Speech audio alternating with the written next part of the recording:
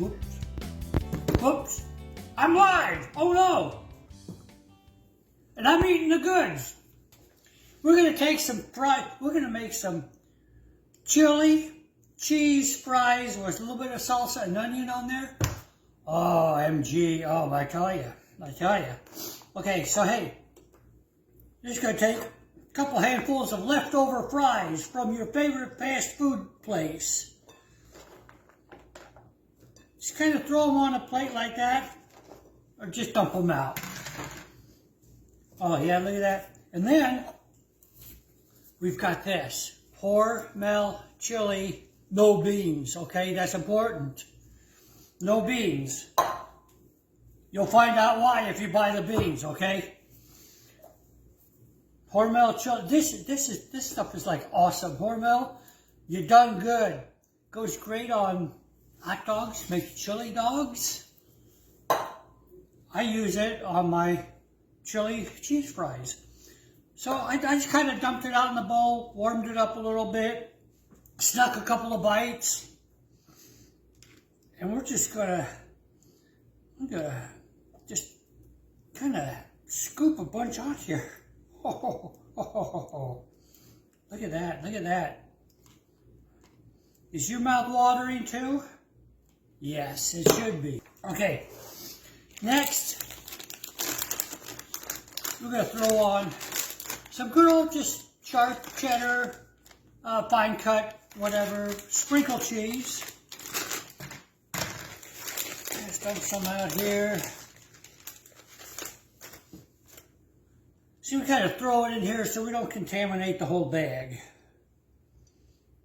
Oh, look at that. This is almost like a chili 5-way, 4-way, depends. There's different things. Anyways, now, hey, look. I got some diced up onion. I'm just going to put that around here like that. Oh, yeah. That looks like almost enough.